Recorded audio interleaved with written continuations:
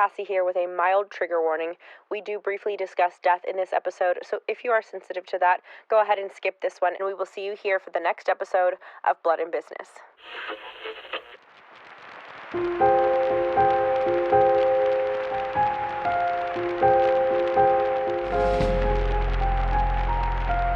Welcome to Blood and Business. I'm Bethany. And I'm Cassie. Today we're telling a story of siblings born and bred to run the world. They were the most infamous family of the 20th century. Their story drips with conspiracy. Their names, whispered through the decades since they left their voices, echoing in time and space. Their hands helped mold the America we know, sharing with their country dreams of landing on the moon, freedom for every man. And by example, they inspired generations to reach the highest heights. They played with fire, and only a few survived. Their words ring through our history books, their pretty faces on our television screens, and their signature will forever be stamped on our national identity. They stood in the trenches. We stood beside them. They flashed their diamonds. We flashed our cameras. They had their fun, and we saluted them. They were good. They were evil. They were human. They are the Kennedy siblings. One brother couldn't get on the plane. Another brother wouldn't mention her name. When the papers told the story, they could not tell the truth. Her father painted over the details blackened and bruised. Joy she gave, she was heaven-bound. Forever lost, but joy she has found. 1945 was a searching year for Kik. She had lost her only big sister, then her eldest brother, then her husband. And now, she didn't exactly know who she was. The pattern of life for me has been destroyed. At the moment, I don't fit into any design. Many of her husband's friends had survived the war and were back home, but Kik was alone. But there was one person she knew could make her feel better. Jack. Without question, she knew her siblings. Was she to go to Eunice or Bobby when she wanted to feel better about life or the state of the world? Certainly not. She needed her only remaining big brother. The only one who took life less seriously than she. And she knew exactly how to bribe him to sail across that little pond separating them. You see, with Billy, she was prepared for a life in politics and was even excited about it. And even since losing Billy, she kept up with the goings-on of British government and updated Jack often in her letters, specifically warning him of the, quote, terrific swing to the left. She told him he should come get a front row seat because things were getting crazy here in England. And, for good measure, just to ensure that he made the right decision about visiting her, she told him she also had a few girls lined up to keep him company when he came to London to cover the general election for the Hearst newspapers. This did the trick. I'm not sure if Kik knew the Enneagram or not, but she definitely knew Jack and that she and Jack were the same and that FOMO was their Achilles heel. Jack told her he'd be on his way shortly. She wrote to her parents, quote, tell Jack not to get married for a long time. I'll keep house for him. Jack's friend, Pat Lannon, went with him to England, and upon meeting Kik, he, quote, felt she had really melded herself into the city of London and England, as though it were her adopted home. That was my very distinct impression, whereas I felt that Jack was an outsider. He was an American visiting there, as I was an American visiting there, but I never felt that way about Kik. Wanting to spend as much time as possible with Jack, Kik even offered to drive them around wherever they needed to go for the entirety of their trip. She took Jack to Chatsworth, and Billy's family treated him like a family member. Jack had back surgery while in England, and a diplomat who visited him witnessed, quote, the beautiful Marquess of Hartington was sitting on foot of Jack's bed. And that's Kick, obviously. You'd think he'd wait until he was back in America to have it done by his own doctor. Especially for something as major as back surgery. It must have been an emergency. After his surgery, Jack flew back to Hyannisport to rest up, and around a month later, in August 1945, the atomic bombs were dropped on Hiroshima and Nagasaki, ending the Second World War. The West let out a collective sigh of relief. There had been so much loss, and now it was stopping. Kick said that in England, people started to make plans for the future again, something they felt they couldn't do in years. During this time, Kick was visiting Parliament often to witness the speeches of one of her old beaux, Hugh Fraser. He won a seat in the House of Commons in 1945, and it was actually the famous election that Winston Churchill lost after he rescued the world from Hitler. When Churchill moved out of 10 Downing Street when he was demoted, he moved into a flat right above Kick's apartment. And I think 10 Downing Street is the official residence of the Prime Minister because remember in episode 5, Chamberlain gives that speech letting everyone know that they're at war with Germany. I'm coming to you from 10 Downing Street. Yes. So whenever he was no longer prime minister, he lost the election. He had to move out of 10 Downing Street, and he moved right above Kick. And so she witnessed people every single night walk up to their apartment building and sing underneath Churchill's window, reminding him of who he was and how grateful they were to have been blessed by his courage. Once, Billy's uncle, Harold Macmillan, told Kick that Churchill didn't have any eggs or milk at home. So she went right up and left some outside his door. We also need to do minisodes over Winston Churchill and his daughter-in-law because they intertwine a lot with Joe Kennedy and Kick. And as Cassie said in episode 5, Winston Churchill was Jack's hero. That was who he always got in trouble for listening to on the radio instead of opening his textbooks. Though things were looking up for mankind as a whole, after Jack left the country to recover from his back surgery, Kick was again lost in a gray world. She tried to spend as much of her time as she could participating in England's political scene. Even though she was no longer going to be the Duchess of Devonshire, she and Billy had dreamed up so many plans for her, and she could still be Lady Hartington. She moved to a townhouse close to Westminster so she could be around to pop in to hear speeches, eat lunch at the House of Commons, and host important political people at her home for dinner. But then September came, the 1-year anniversary of Billy's death. Though she received many kind letters from friends and family, it was hard to know that she had already spent a year without him. A year that he didn't get to see. He would have been happy to know that Kick was still so close with his family, and of course he'd be thrilled to know that tyranny and evil had been overcome. His contribution was not in vain. It was around this time that Kick began to date again.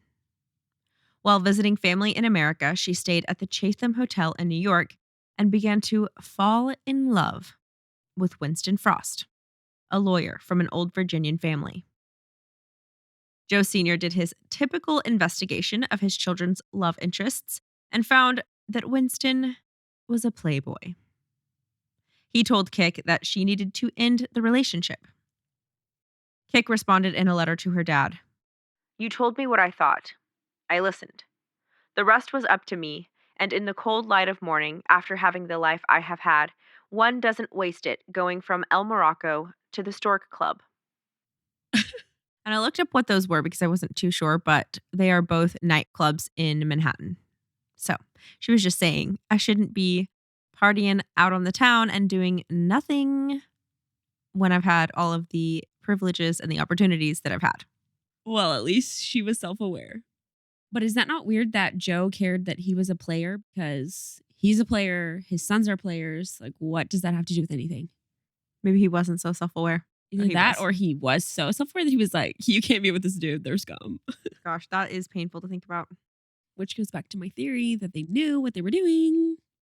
Also, what's confusing and shocking to me is Kik's reaction. She's like, okay, sure. Like, she must have just not really liked this guy that much because, or he didn't have as much to offer her, because with Billy, she did not heed her parents' warning.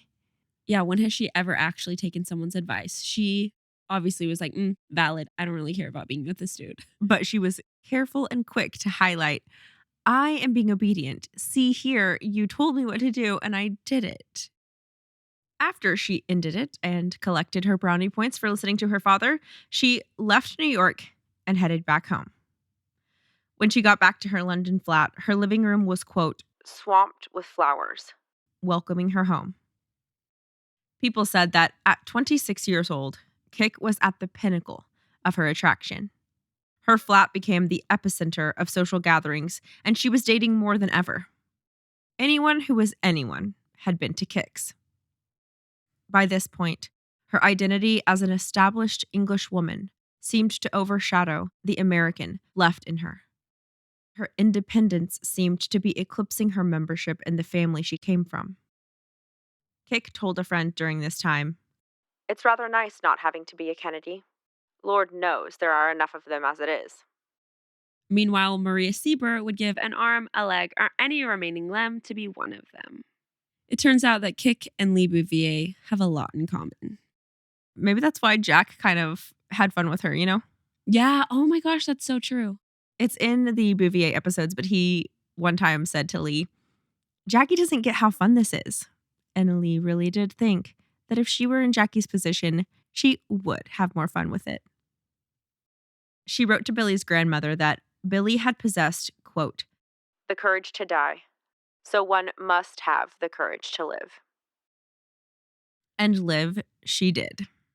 She was close to being engaged to Richard Wood, a British politician.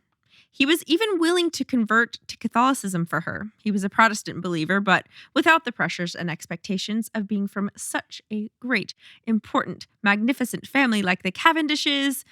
It was up to him to decide in which way to practice his faith. Richard had lost both of his legs during combat in World War II, but he did not let it take him out.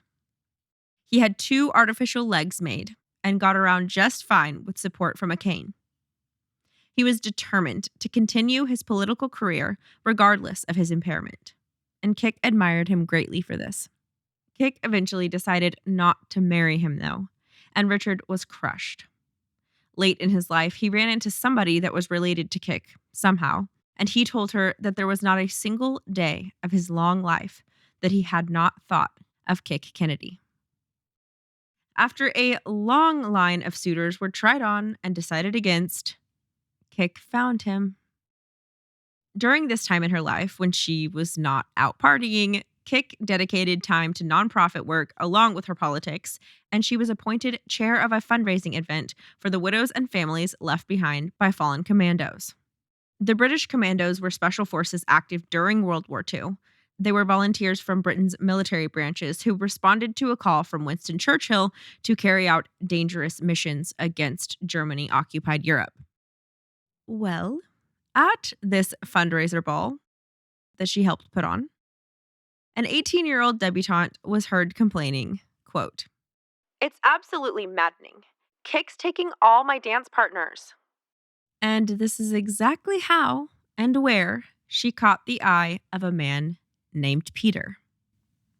A second Peter. Not Peter Grace.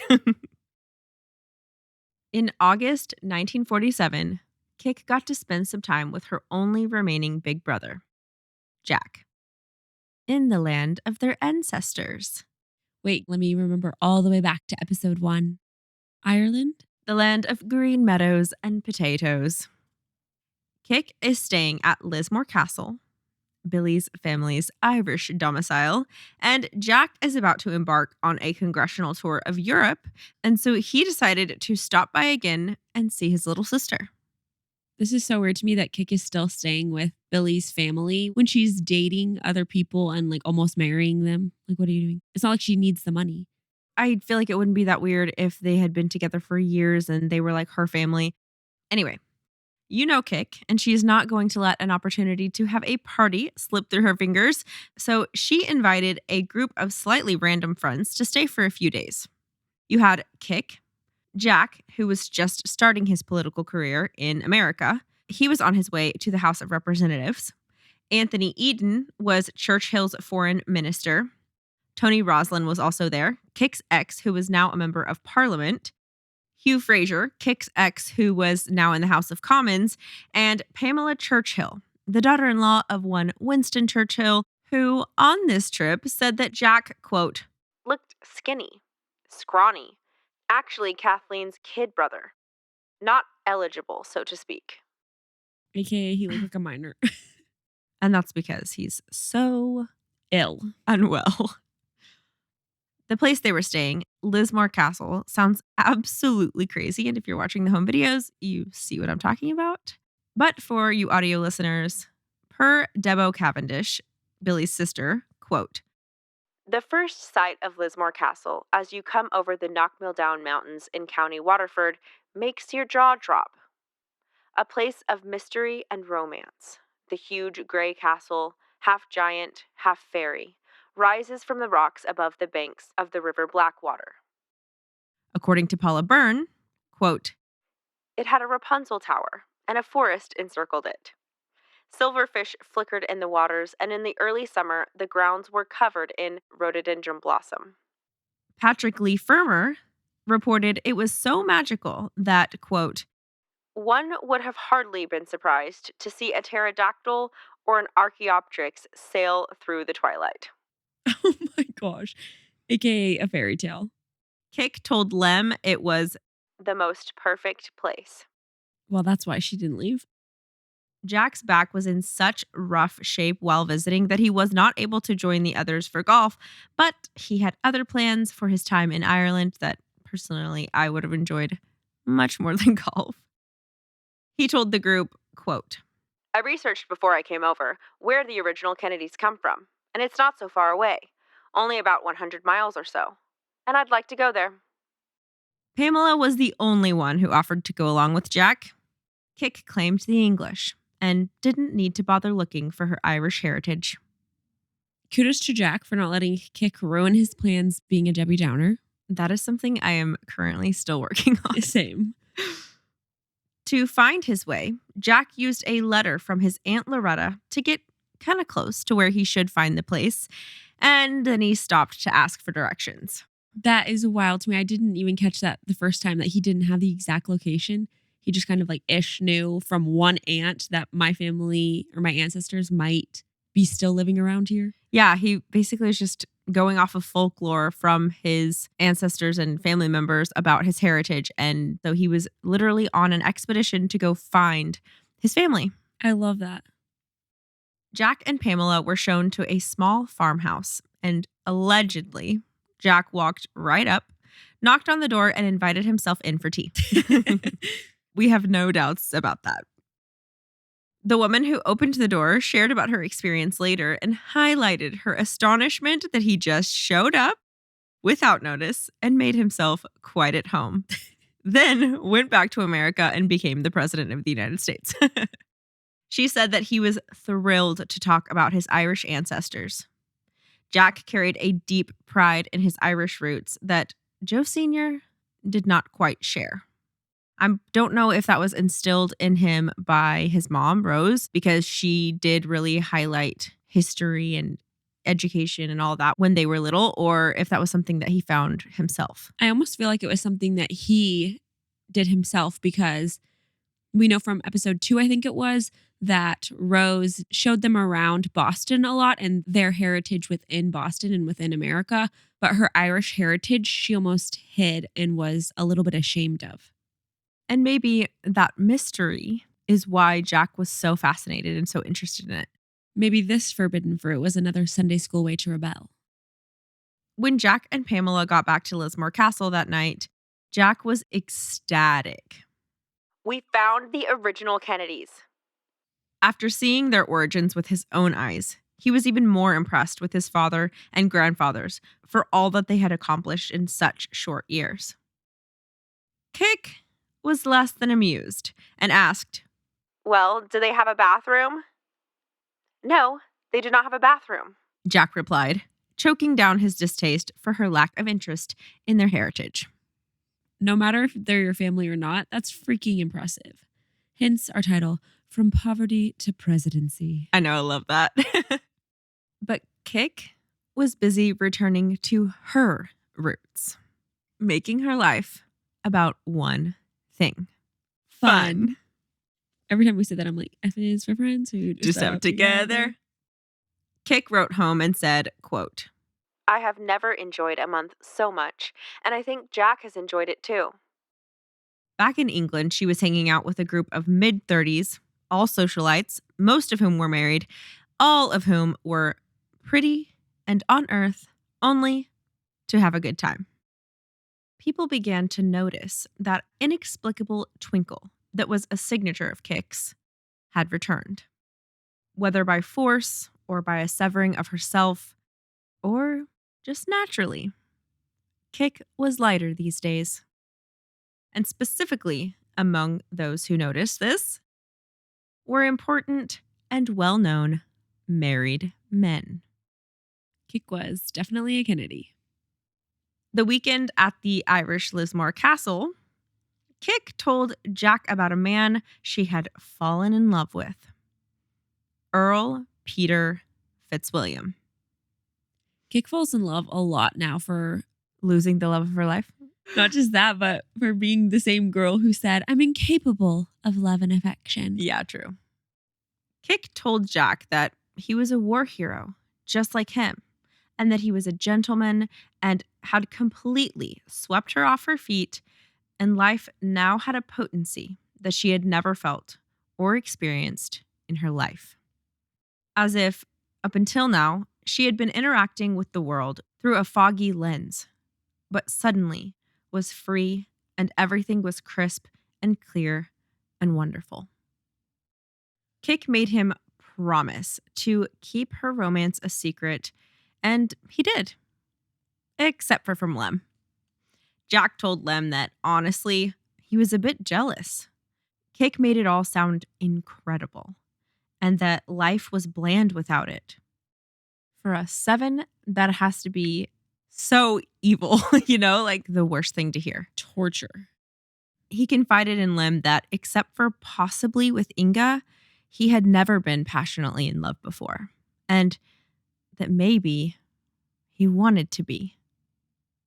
Jack only knew of Peter what Kik told him. He had never met nor heard of him before. And it turns out there was a lot that Jack didn't know. Someone who knew Peter personally called him, quote, King, dandy, and scum.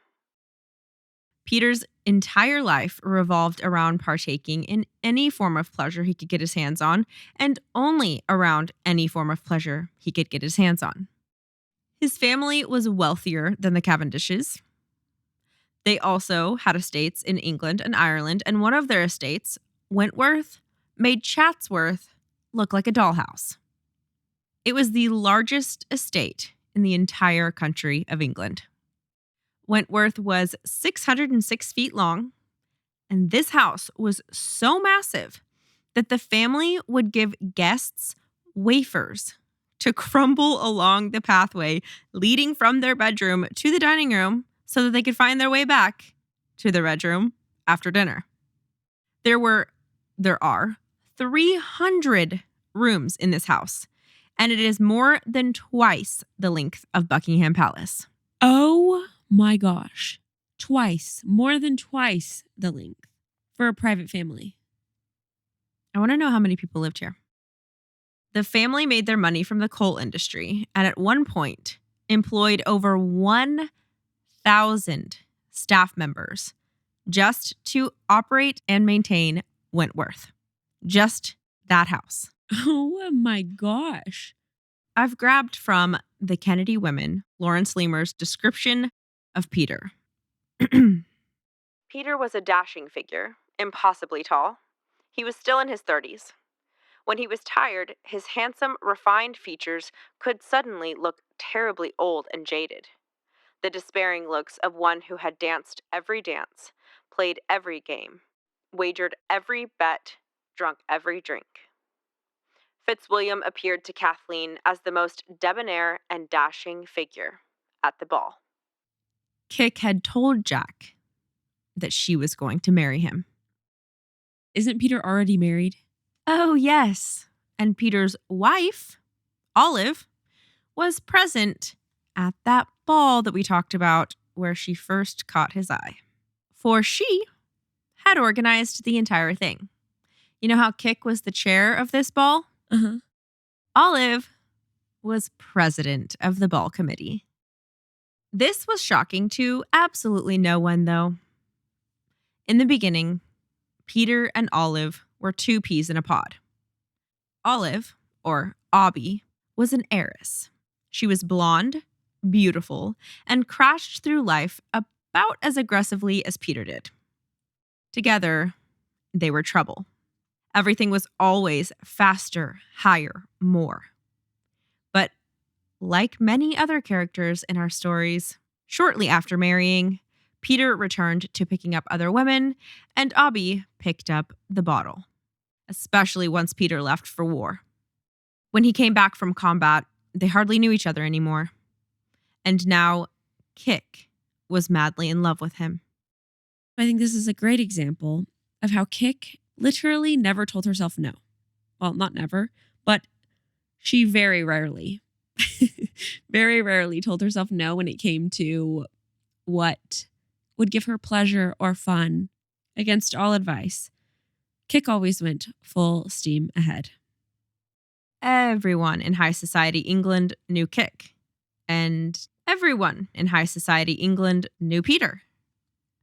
And anyone who found out that they were seeing each other was immediately very concerned.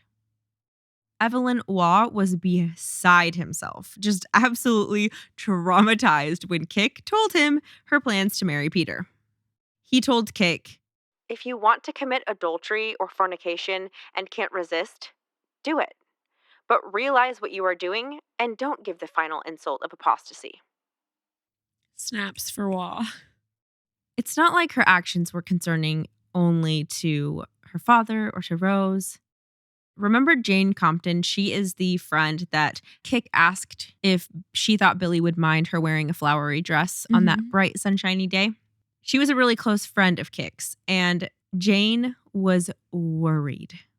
Not about what anyone would think if they got married, as many people were worried, but more concerned simply for what it would do to Kik. Jane confronted her, and all Kik would say was, "You don't know him."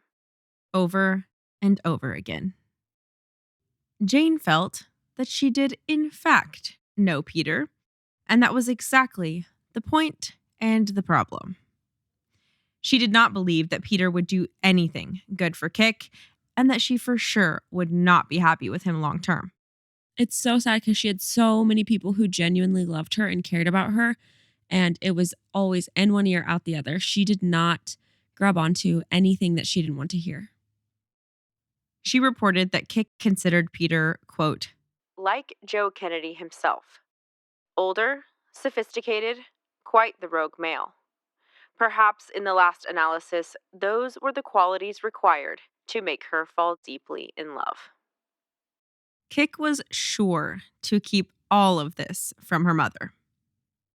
Pat and Rose dropped in at Lismore Castle later in that same month after Jack had visited, and Kik acted like she had no interest in love or marriage or even dating. This is what bothers me. Eunice had also visited Kik at Lismore Castle before Jack did in November 1946, and while they were driving around Ireland sightseeing, Kik took her by Lord and Lady Fitzwilliam's home, and Eunice had no idea that Kik was Peter's mistress while she freaking took her to his house. I wonder if his wife knew, because it sounds like everyone knows at this point. Well, that was back in November 1946, and Jack didn't visit her until like August, September of 1947. So by the time she told Jack, like, this was like been going on, Oh my God. you know? Kathleen. But Kik knew which family member to go to with that information. Eunice would have had her neck. Rose would have had her neck. Only Jack could be trusted. In other family news, Jack collapsed in London. Pamela Churchill arranged for Jack to see her doctor, Sir Daniel Davis, and he's actually the one that discovered that Jack had Addison's disease. Apparently, the symptoms of Addison's disease can make your skin look tan, and they, until this point, had thought that his yellow complexion was from the malaria that he picked up in the Pacific, but it was actually undiagnosed Addison's disease.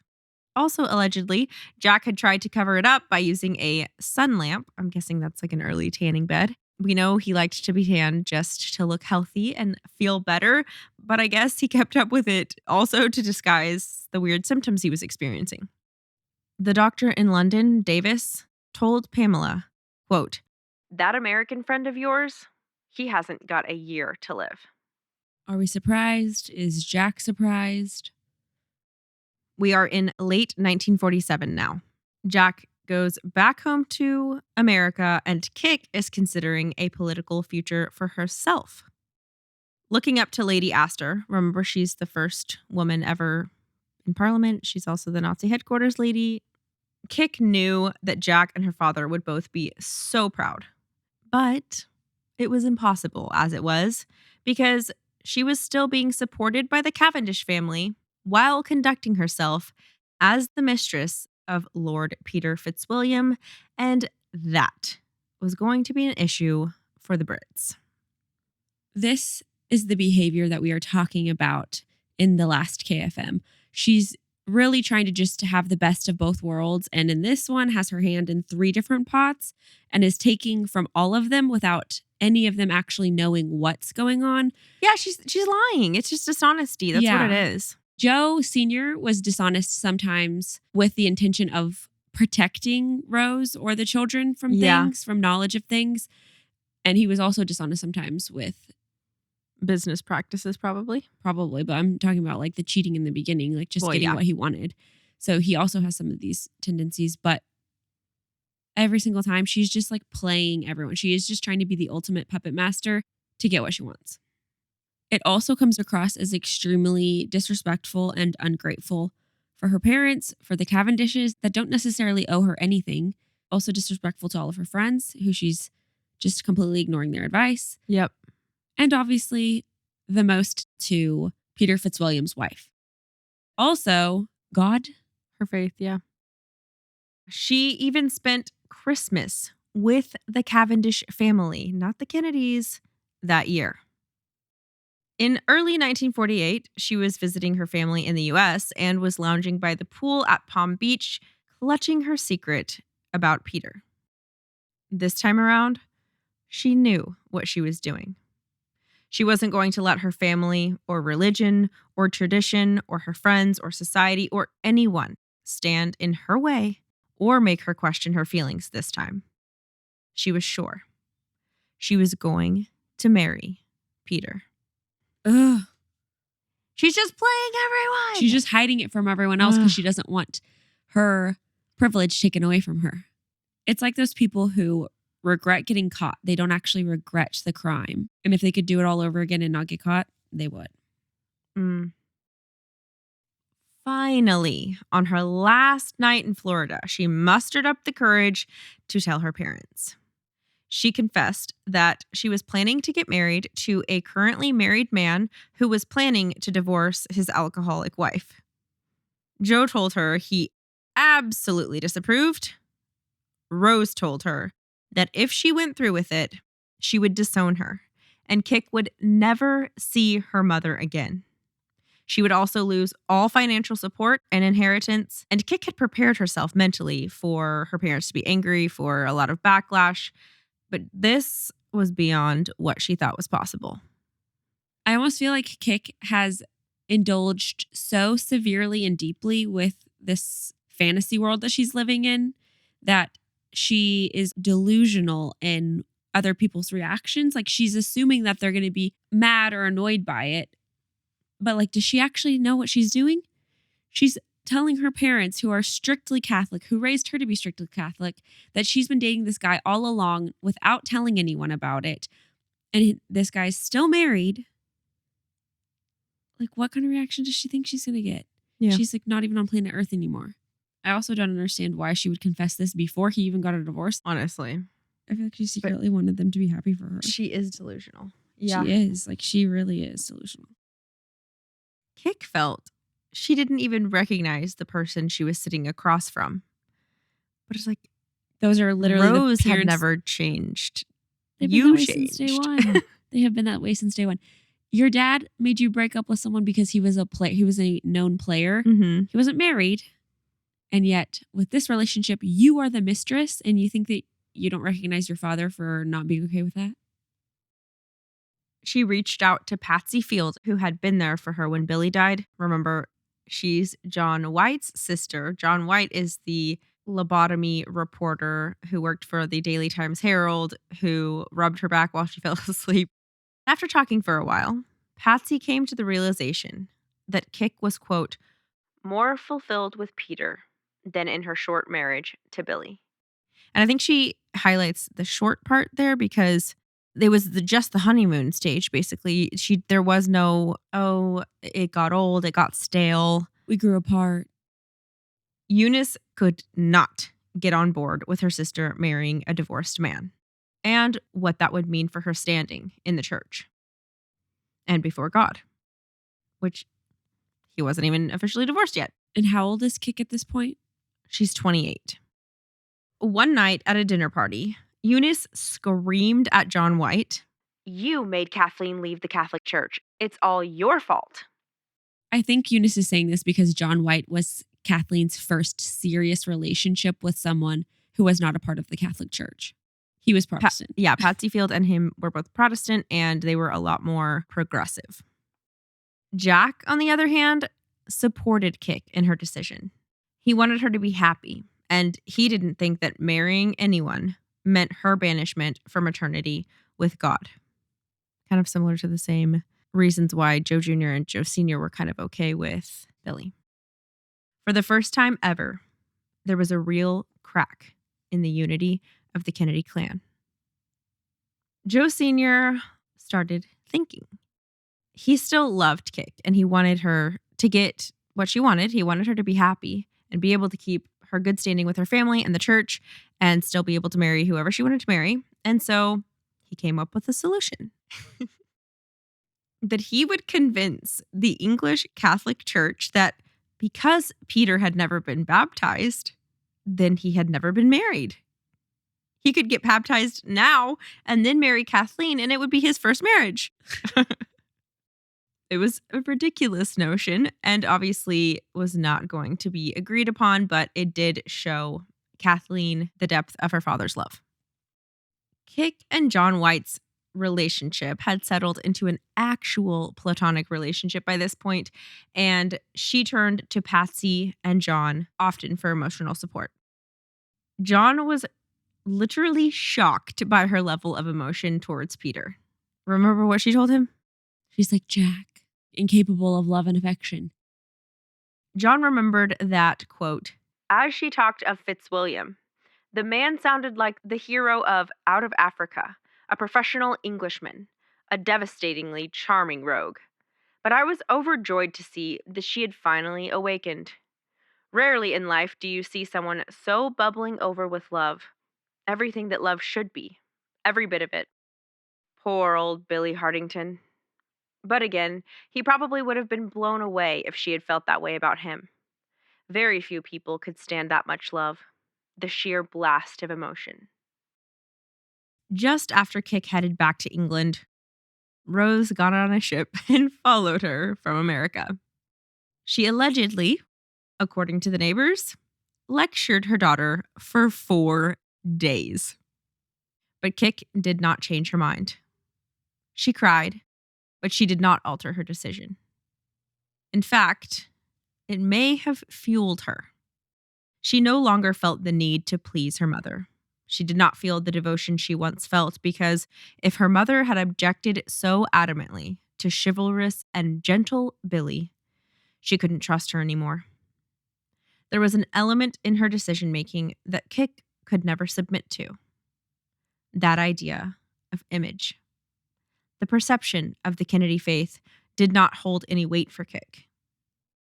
I think there's probably an element of image for Rose, for sure, of how it was going to look. But I think she actually also did really believe in the Catholic theology and thought like, okay, the thing that's really the thing is your banishment from God. I don't think I've never read anything that anyone thinks that Rose's religion was not false. fully. Like she, to her core, believed it and lived it out.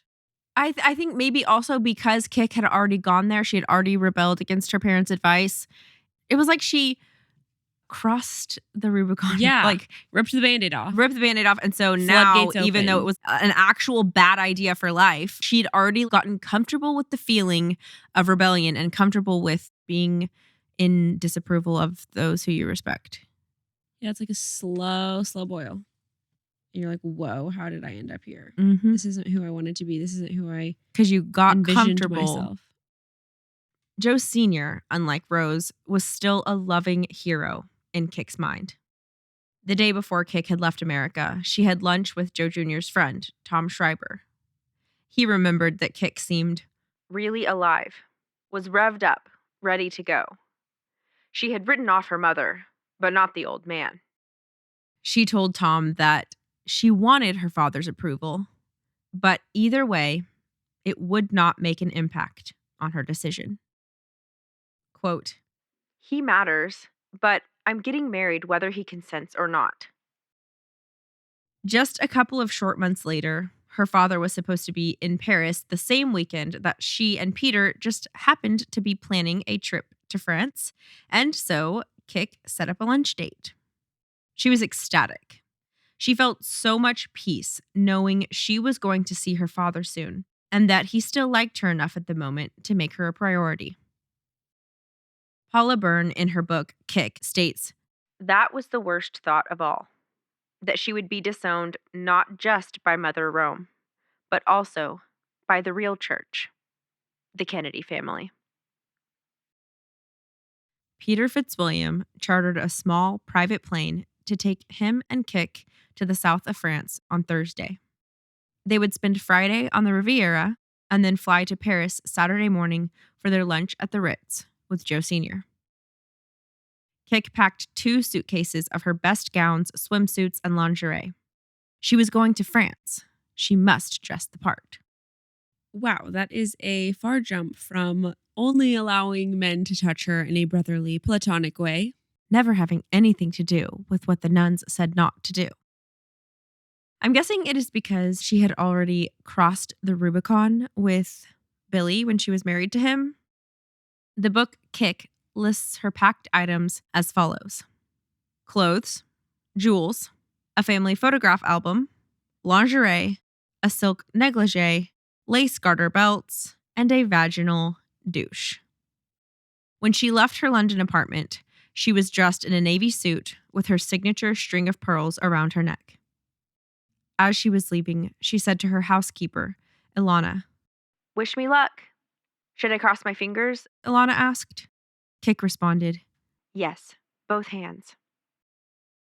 Peter Townsend was the pilot that day, and he told them that there was a little bit of weather over Rhone Valley along their route, but he thought he'd be able to avoid the worst of it, and that navigating shouldn't be a problem. On their route, he landed the plane in Paris, needing to stall for about half an hour before heading directly to Cannes to navigate the timing of the storm. Peter took the delay as an opportunity to call some friends and meet up for lunch. While waiting at the airport, Townsend read the latest weather report that predicted a big thunderstorm over Rhone at about 5 p.m. He sat and waited for Kik and Peter, whom he had told to be back in 30 minutes, but by 3 p.m., there was still no sign of them. Townsend was a serious pilot. He had flown for the Royal Air Force during World War II, and he knew that flying was a matter of life and death. He was infuriated by the position that these wealthy and frivolous customers were putting him in. He found it all very irresponsible. Then, all of a sudden, Kik and Peter showed up, with the entire crowd of lunch guests in tow.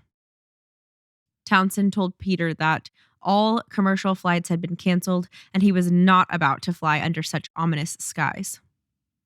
The trip would have to be postponed. You know that charm that we always talk about Kik and JFK exuding? Well, Peter had his own helping of that, and he was not at all used to being told no. Every moment of his life was about indulging, and he was not going to stop anytime soon.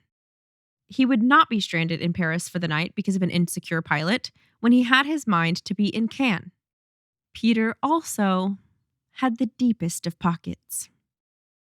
They all climbed into the plane, and though Kik probably would have liked to have sat next to Peter, they needed to keep the weight balanced, so he sat in the front right seat and she sat in the back left.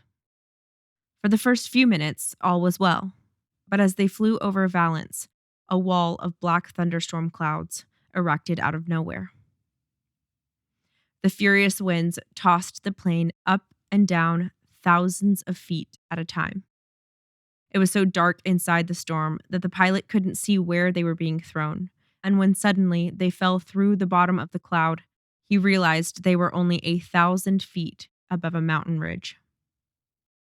Townsend tried his best to pull the plane up and out of danger, but one of the wings ripped off, and the plane plummeted into the rock. Before they crashed, both pilots stuffed their handkerchiefs in their mouths. It was a practice they were all trained to do in case of a crash to prevent biting their tongues off on impact. All 4 passengers would have known that they were going down. Early the next morning, Joe Sr. was approached by a Boston Globe reporter at the George V Hotel in Paris. The reporter told him the news, and all Joe could respond with was the hope that there had been a mistake, that it was not his daughter who was in the plane. Eunice had a similar hope when she first heard the news. She had gotten a call from one of Jack's assistants that Lady Hardington had died. She hoped that it was Andrew Hardington's wife, Debo, Kik's sister-in-law, not her Kik. Jack was laying on the sofa next to her, listening to a record. He cried when Eunice told him the news. Then he called his mother, who was in Hot Springs, Arkansas, then went to his room and shut the door. When Joe Sr. heard the news from the reporter that morning, he sat in stunned silence for half an hour, and then wrote himself a note. No one who ever knew her didn't feel that life was much better that minute, and we know so little about the next world that we must think that they wanted just such a wonderful girl for themselves. We must not feel sorry for her, but for ourselves. Then he got up and traveled from Paris to Lyons, and from there along the Rhone River, landing in the village of Privas at the bottom of the mountain ridge. There, the bodies of the passengers laid in makeshift coffins, and when he asked them to open the coffin of the one that was supposed to be Kathleen, he immediately asked them to close it up again. He called Hyannisport that night and told them how beautiful Kathleen looked, as if she were just asleep in her stocking feet. When Jack learned that their father had positively identified his sister's body, he wept. Joe Sr. was counting on him to make arrangements for her body, but he was unable to compose himself for anything having to do with her death. He could not get on the plane. Lem Billings said that Rose interpreted Kathleen's death, quote, as a matter of God pointing his finger at Kathleen and saying no. Joe Sr. was appalled at being handed a birth control device when he accepted Kik's personal belongings from the plane. He'd like to have forgotten that she was in the sole company of a married man when she was struck from the earth by tragedy. When the papers released the story, they had cleaned it up a bit. They told about a somber widow that had stayed in England only to be near her dead husband. The Boston Globe explained the trip to France with the headline, "Chance invite sends Kennedy girl to death." The New York Daily News sold it as a chance run-in with Lord Fitzwilliam in Paris and said that Kik had, quote, merely hitched a ride on his plane. according to the Kennedy women. And according to Paula Byrne in her book, Kik, At Wentworth, staff were dispatched to sweep Peter's bedroom, clean the sheets, and remove all traces of Kik. His wife, Abby, was on her way from London. Andrew Cavendish ensured that the press did not report that Kik and Peter were lovers, but were merely traveling as friends. The Devonshires, the Kennedys, and the Fitzwilliams sprang into action to cover the sins of those they loved. Rose remained in Hyannisport with the rest of the family and allowed Joe Sr. to handle the burial arrangements. Her father decided that Kathleen would be buried in the land she always longed to be, in England. They laid her in the quiet Cavendish family plot behind the church just down the road from Chatsworth. No American, man or woman, who has ever settled in England was so much loved as she, and no American ever loved England more, an anonymous friend wrote in the Times of London. Her casket was covered in flowers and a note from Winston Churchill. 200 friends came to say goodbye, but because Jack was too unwell to board the plane, the only Kennedy in attendance was her father, Joe. He spoke to no one. Debo Cavendish, Kik's sister-in-law, remembered that Joe Sr. was a mess at the ceremony. His suit looked like he had dug it out of the bottom of the laundry hamper. Quote, he was crumpled, just like the suit. I never saw anything like it. First Rosemary, then Joe Jr., next Billy, and now he was saying goodbye to his Kik. She was 28 years old. The job of deciding what words to engrave on her headstone was left to the Duchess, her mother-in-law. Quote, Kathleen had left no descendants. She had held no political office. Her name had not been stamped on business or the arts. She had founded no noble institutions. Her family had endowed no foundation to carry on her name. She had died in a plane crash, flying off for an adulterous weekend. Lawrence Leamer. The book Kik states that the Cavendish family knew about Peter, but Kik was family. These are the words the Duchess chose. Joy she gave, joy she has found. Bobby was 22 years old when he lost his bright big sister. When he had his first child, a daughter, just 3 years later, he named her Kathleen. But she would never be Kik, and no one was permitted to use that name. Kik's life was like a stained glass chapel window, a shattered mosaic of moments and memories, different versions of herself that made up her whole. Each piece deeply colored, each shade different from the next, casting new light, creating unique perspectives when peered through. No one knows exactly who the acting eldest Kennedy girl was at her core, or why her short time on this earth was so tortured, so split and complex. But Patsy Field remembered this of Kathleen Kik Kennedy Cavendish. She never wanted to be separated from her family, even if she were living in England. I never heard Kathleen criticize her father or mother or brothers or sisters. She was completely happy with them. Happy being a Kennedy. Happy with all of them. On the day she died, back in England, still sat that 8x10 photo of all 11 Kennedys, all locking arms and walking forward with grins on every face. It was a moment she had never wanted to perish, but now she herself was simply a memory. Along with her hero big brother, Joe Jr., and the life they had all shared when Rosemary knew each of their faces like the back of her hand. Now stood just one of the eldest Kennedy kids, just one of those that were there in the beginning, one that lived and remembered all those simple days together. A rat pack of best friends in Brookline. Jack, the last one on the lot, must walk on without them.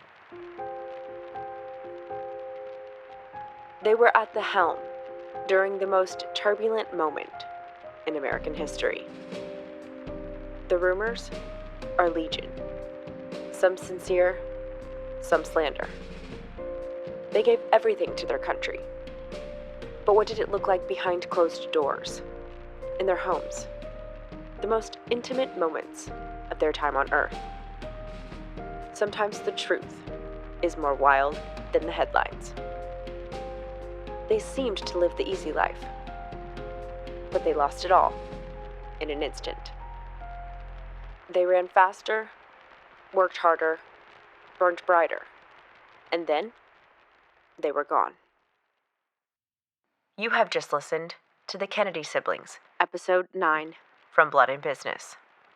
Thank you all for listening to today's episode. If you enjoyed it, please give us a review on Apple, rate us on Spotify, and share Blood and Business with a friend or a sibling. If you'd like to support the show, the best way is to become a patron of Blood and Business. You will get bonus content every month, including a monthly bonus episode, interactive main episodes, and behind-the-scenes footage. To keep up with us day to day, you can follow us at Blood and Business on Instagram and TikTok. You can find the link for Instagram, TikTok, and Patreon in the show notes below. Thank you so much for the support, and we will see you back here next week for your regularly scheduled programming on Blood and Business. The main source for this episode was Kick by Paula Byrne and The Kennedy Women by Lawrence Leamer. To see a complete list of sources for all Blood and Business episodes, head on over to Patreon for a free PDF download.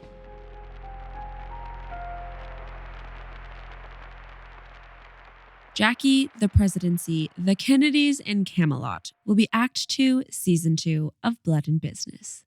I'm literally so excited. I feel like it's going to be a whole new whole new story world. and a whole new world for, I don't know. It's just, it is. There's such a clear line between the Kennedys now and the Kennedys in the future. Right. Like this is the 40s. This is pre-war, current war. It just feels like a whole different tone. It's their childhood. It's the siblings. And then, I mean, the Kennedys pre-presidency, completely different Kennedys. Episode 10 is not when Jack is president yet.